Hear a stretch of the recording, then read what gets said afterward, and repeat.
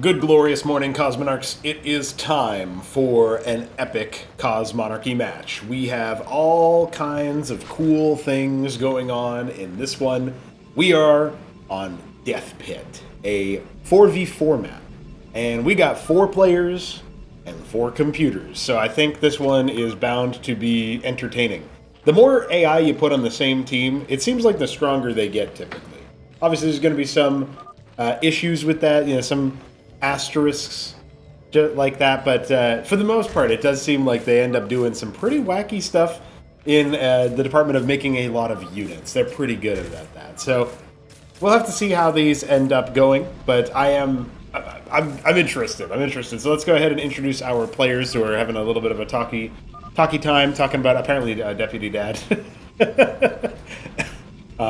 Interesting stuff. Keragu, aka Archon of Doom, I believe, is here as in the top left. I'm gonna say he's an off-white color, but I can't really place it. It could barely be tea green, but I'm just gonna say white. Yeah, okay, it was the white Protoss. Something about it was tripping me up, but I decided to return to monkey there and just say like, oh, the default vanilla color. There it is. There's over 100 player colors in Cosmonarchy, so pretty silly. You can chat while building. Okay, yeah, I guess so. He uses his scribe to type for him. That's why. It's literally called a scribe, Anyway, Beaver is here as one of our Terran players, one of our longest standing community members from the way back days, from before we even had much of anything going on, before we even had, Cosmonarchy, before it was even called that. He's hanging out here, and he is... I actually don't know this color. I'm going to say royal blue, but it was bedazzled blue. Very interesting. Slav is over here as just straight up blue Zerg. And his ally executor who's trying to be like, hey, look at me. Yeah, I'm looking at you, buddy. He is the Magma Protoss. Very distinctive color. So our human player is introduced. We should probably quickly pan over to the AI and see what they're up to. We do have somehow still viable. Well, maybe. He is, seems to be the Dark Bronze Terran. His ally to his south is is this Beaver? That's the Beaver Zerg right there, the Friendship Buffet. That's going to be interesting. Of course, his yellow compatriot to the south is a Terran player. And then we have another Zerg player, the Blood Zerg AI, Snake Eye Soldiers, and then there's the 1% +2, aka the 3%. That's what it is. So I think this will be an entertaining one. We've got 2 Protoss on the human team, and then 2 of Terran and Zerg on the Eastern team, the AI team. And then, obviously, it's a Terran and a Zerg for the human players. And we already have Executor trying to help his ally out with some static defense, so hopefully that ends up working out. Death Pit is like, it has a mini BGH feel to it because there's so many resources in the main base, and there's double geyser instead of mineral or the gas ridge combo that you're typically going to see. So that's kind of interesting.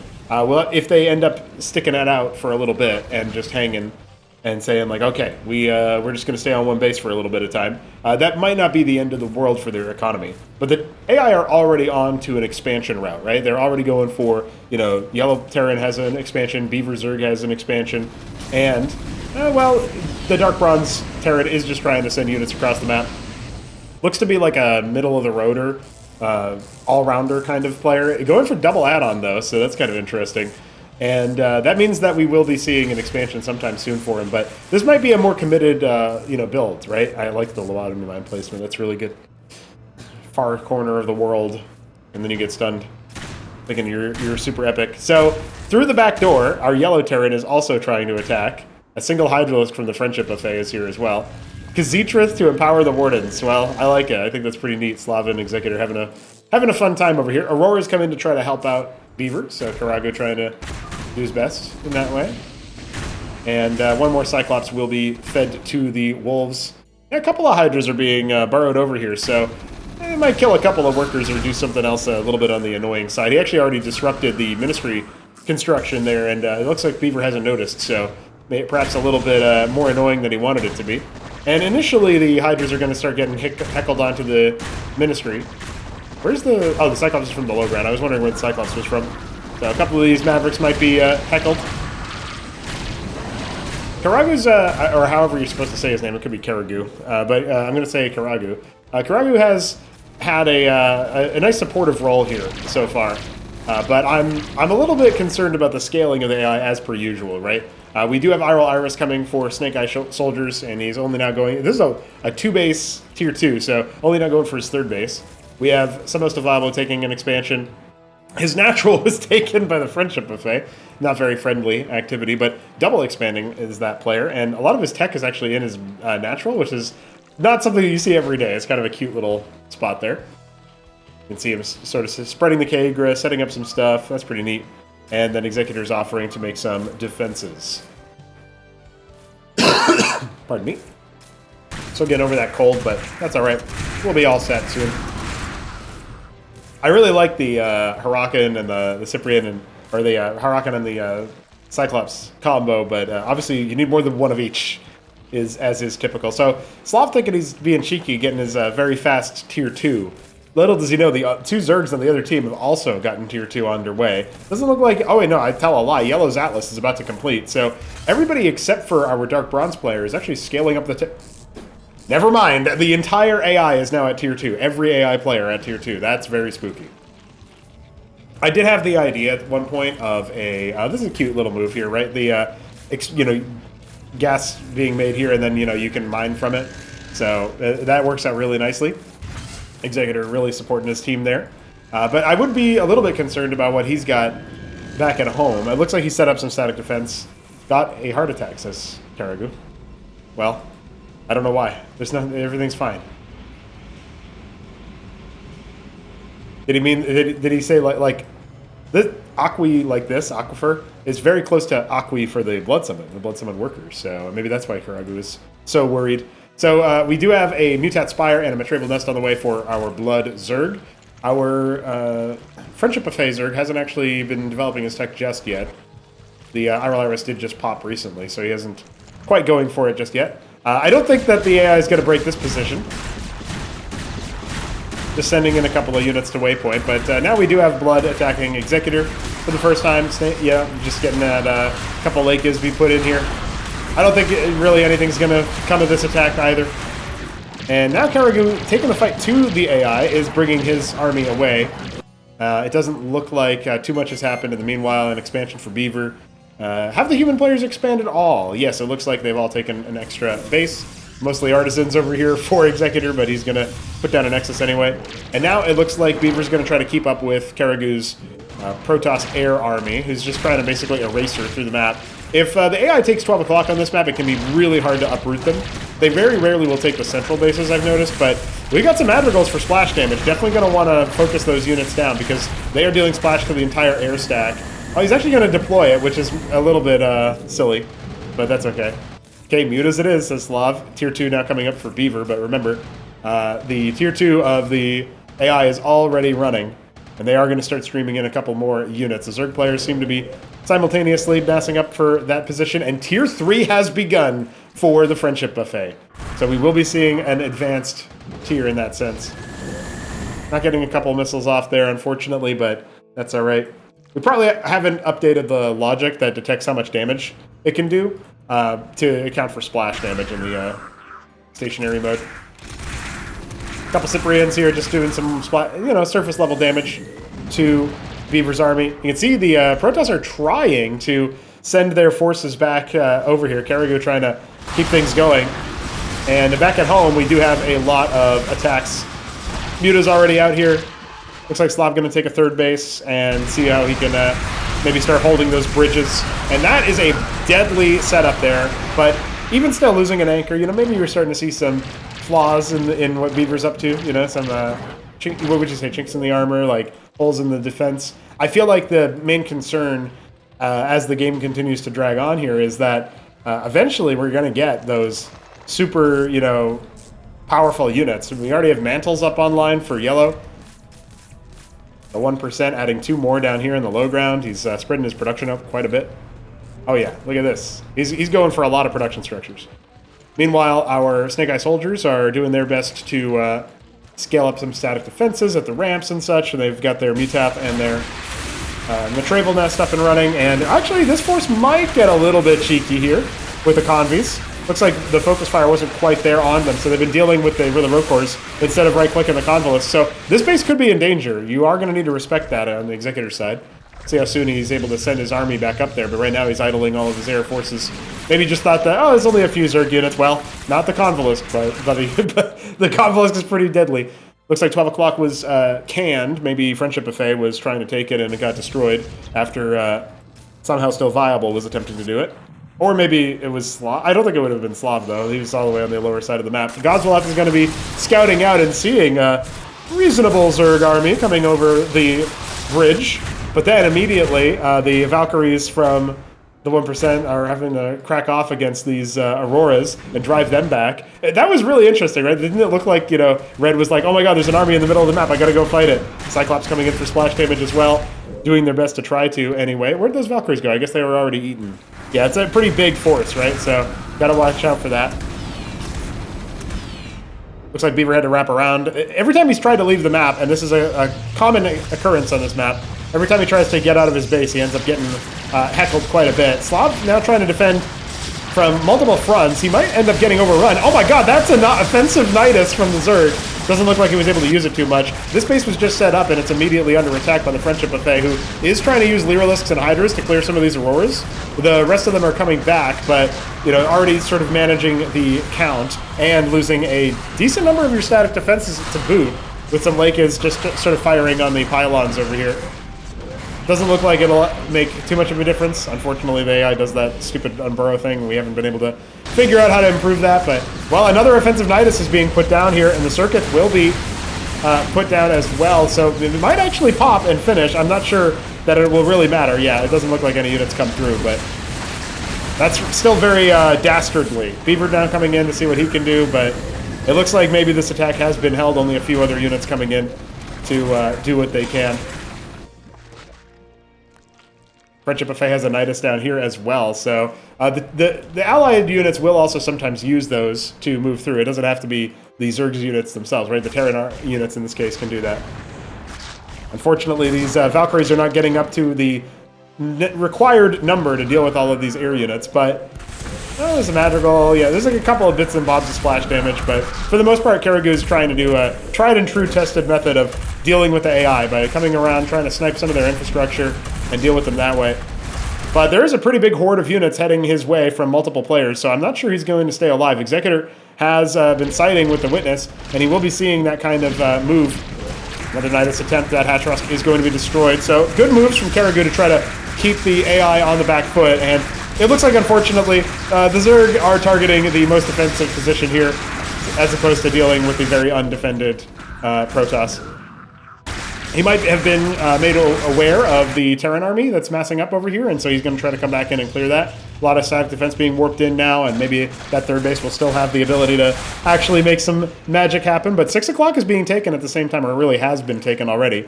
Not fully saturated just yet, as it looks like maybe there's a larva bottleneck.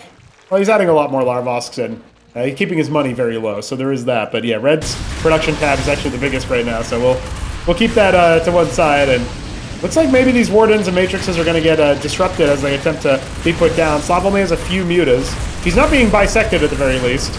Madrigal going to go ahead and deploy and start salvoing down as much as it can. It's being not really focused by Executor's army, and it looks like he is losing some.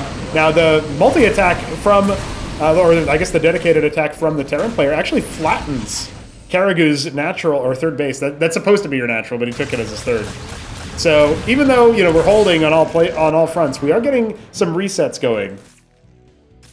Looks like somehow still viable. We're going to go ahead and retake the base that was destroyed by the human players there by Keragu.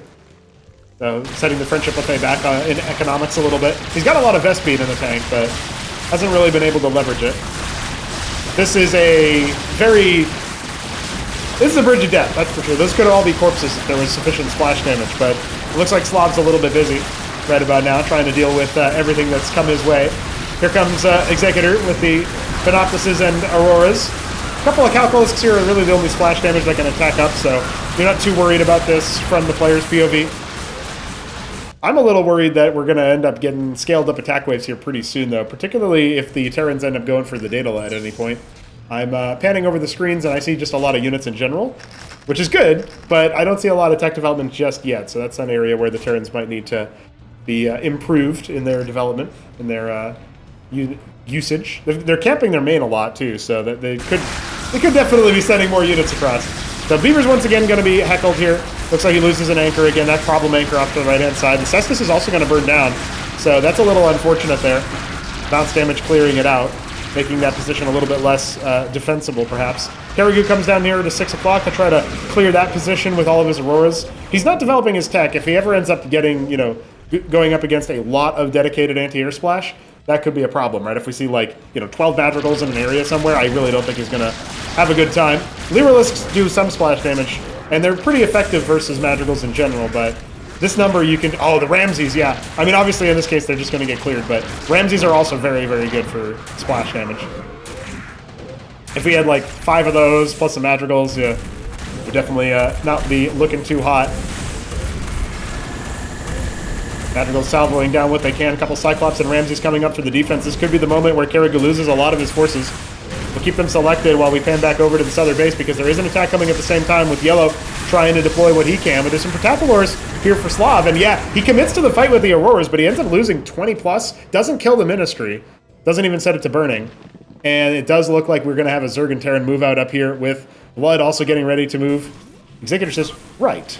We got a Terran, question mark? he didn't even notice.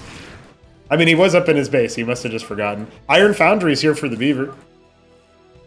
Looking for a Shaman here to repair, and so a couple of them will be made. They're a little bit cheaper now. Keragu also could benefit from that. 26 Auroras flying over the Zerg army, and soon to be flying over the Zerg and Terran army. Looks like the AI moving enough units that it is even causing a little bit of a slowdown. Slav is going to have a hard time defending. He didn't put any static defense in the backline over here to absorb these air attacks, and I guess artillery could shoot it down too, so that would have been a problem. Jesus, holy bejesus. He ends up losing all but 10 Aurora just on the flyover there, and has not been able to get a huge number back, it feels like, right? Oh, he's got 30, so he's almost back up to the same number he was at before. Beaver now trying to engage with stimmed bio, tier 1 bio, against everything that is coming his way. I mean, it's cinematic, but I don't think it's going to work out for him.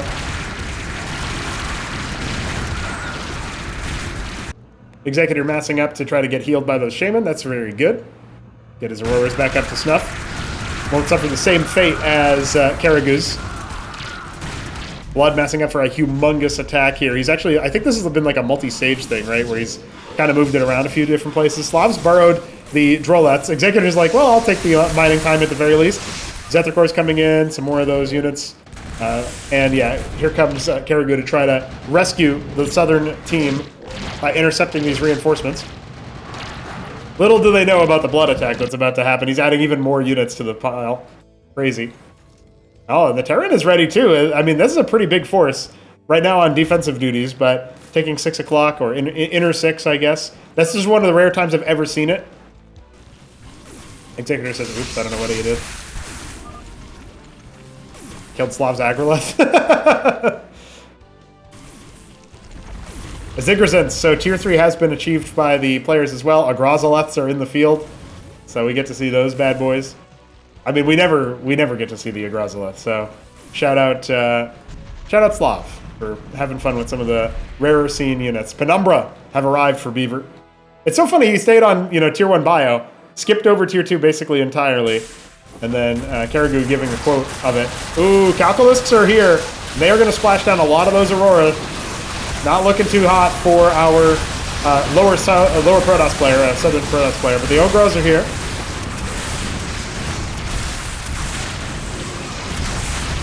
We have the Madrigal and a couple of units getting stuck up over here trying to deal with these air units.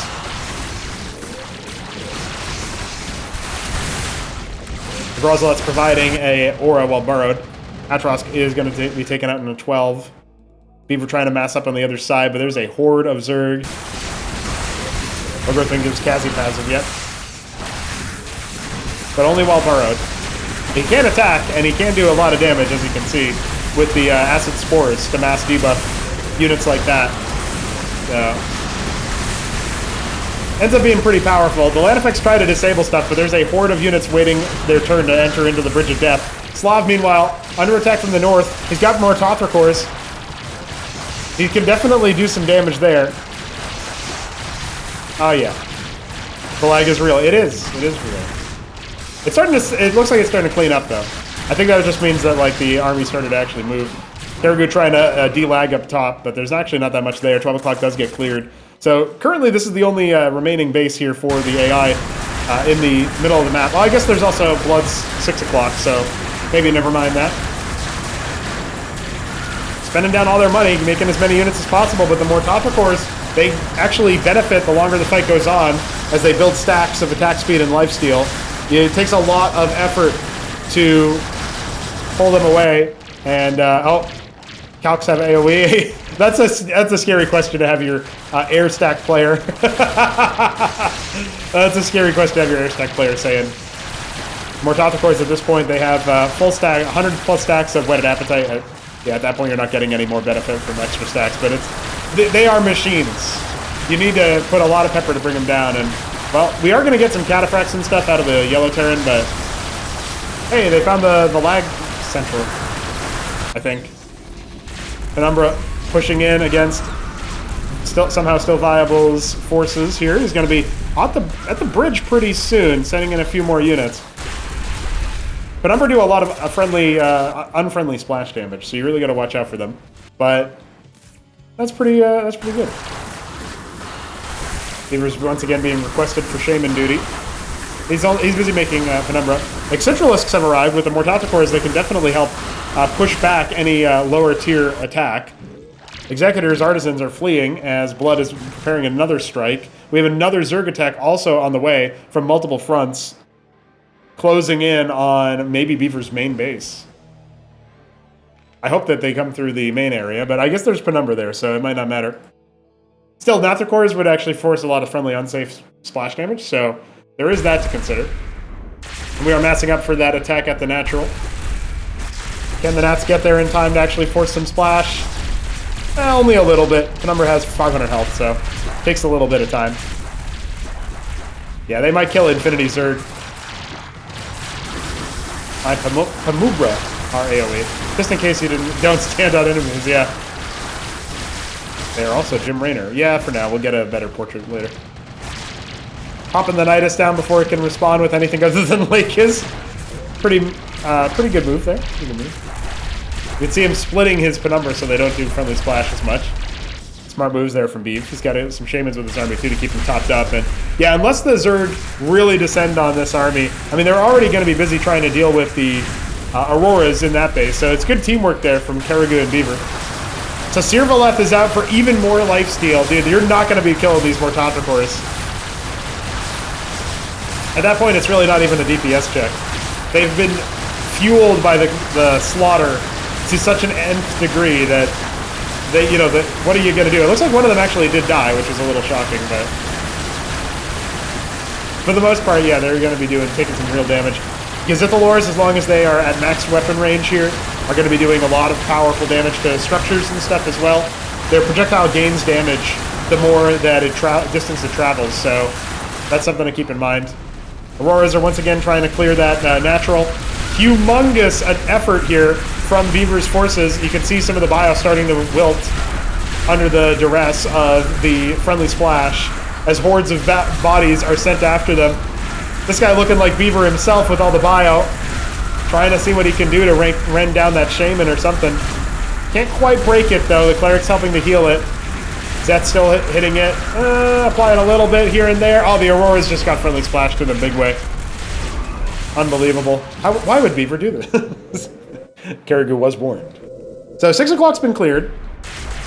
Looks like Inner 6 has not, but it doesn't really matter too much. Welp, am wrecked. Oh shit! I didn't even notice that somehow Still Viable has a horde of units now moving in, so he's going to go ahead and try to do a bit of a counter damage while he's under attack. Beaver says on my way, is going to send up some Penumbra surely. Some of these Penumbra have probably dealt uncountable damage. Yeah, 5k. Just a ridiculous number. Now, how much of that is to friendlies? Well, at least 1k, right? We have to imagine.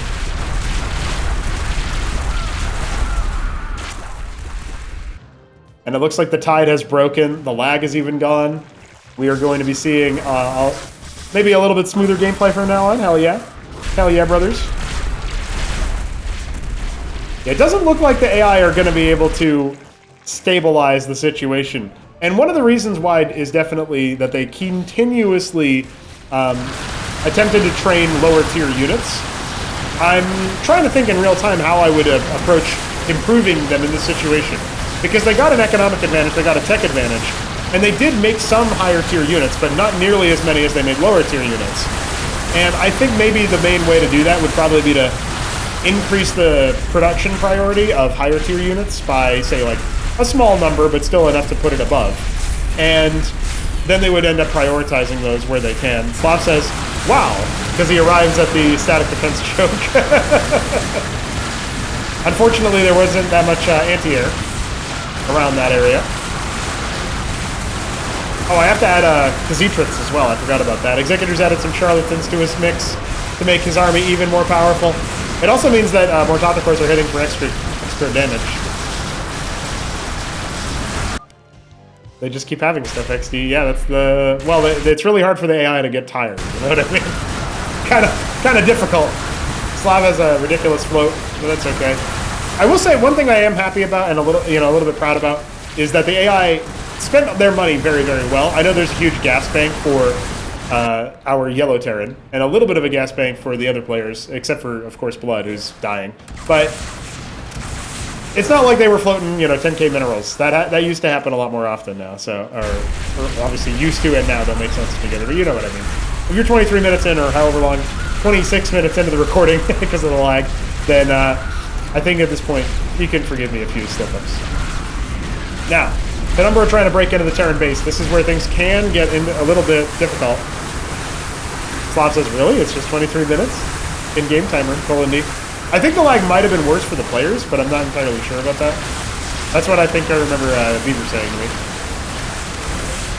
Yeah, in the future, I would love to see a situation like this where they go for the 4v4, and they have to, maybe try to defend at the choke points for the ground armies, and then get actual anti-air defenses in the right spots for the air armies.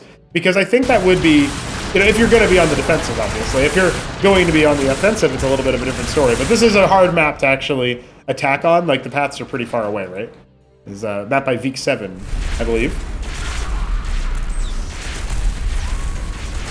And we do need more modern, 4v4 maps and 3v3 maps and stuff, even if only just to serve as fodder for AI games. So definitely feel free to provide if you're a mapper and you like that kind of thing. But it does look like this game is reaching its terminus. Our Blood Zerg is all but eliminated. Once this hatch goes down, he will be so. And our Dark Bronze Terran in the top right, he is going to be cast out as well shortly here, it looks like. Hasn't been able to crack the Shaman-powered Penumbra. And make no mistake, the Penumbra would have died. You can see they've taken well over their max health in damage over the course of their lifespan. 10,000 damage dealt. And counting, of course, and counting. Executor looking to see what he can do over here. Sees a Terran army over in this position, but there's so many production facilities. Doesn't have enough minerals, though. It has a ridiculous amount of Vespene, but he lost all of his mineral mining. That's probably why there's a gas float there, is just because he's got so much Vespene mining still, but he's depleted in all of his minerals, so. Another factor. The Mortathicors don't have the typical lifesteal factor that they would normally have, but the Sazirvaleth is also in play, right? So you got to factor that in as well. Oh yeah, the Valkyrie model did get improvements after this version of the game was posted. It's a little bit better in the shading, and it also has a better thruster pack. So, Monument of Sin, the second one warping in around a Crucible, we love it. Anticathons have arrived. I mean, this composition is so hard to beat once you hit this kind of level. And it's so unmapped. We don't get to Tier 3 very often for Terran in 1v1 games. And we've been focused so heavily on 1v1s for so long, but the Anticathons are just going to keep on churning. It does take energy for them to, reclaim a corpse, but they have so much of it that it will just continuously happen passively. Goliath finishes just as the Fulcrum is burnt to a crisp, and then it also falls. Yellow has been eliminated by the combined might of Beaver and Executor, and it looks like we will be wrapping up here. Slav says, finally, as he cracks open the friendship buffet. An Othsteleth, a rare Othsteleth. We'd love to see those guys. I like this little larval colony, or whatever you want to call it over here. This is kind of cute. But yeah, Othsteleth farm will be destroyed. Dark Bronze losing the last of his production up here in the top right, making whatever units he can, tirelessly attempting to thwart the player. It will not work. It will not occur. Will we ever add surrender code? At some point, we should definitely look into it, because you can get into games where you're playing, hunt the, not structure, you don't have to hunt the pylon or whatever, but hunt the factory, right? And Larvosks count for that. This star pad counts, but it is destroyed. That stockade counts, but it is also destroyed. So it does look like we are all but ready to wrap up here after about 27 minutes of in-game time, 30 minutes of real time. I hope you guys have enjoyed banger AI cast. And Keragu doesn't even get his Star Sovereigns to appear. They're almost there. There you go. We got one out, and then we wrap. So GG. That was a really interesting AI game. It gave me some thoughts to consider for improving their spending habits and making them focus a little bit more on the upper tier units when they're available. I'll just verify that I haven't already attempted that, and the increase in priority for the tier 2 units. But that's also another reason why I'm casting these AI games. I know that they don't always draw the attention as much as human player versus human player, and fair enough, but the casuals, the players who play just versus AI games together, co-op and stuff, they're getting more bang for their buck out of Cosmonarchy now with all of our stability improvements, and so it's probably time to make it so that they also have to deal with harder AI. Just to, make things even more exciting. GG.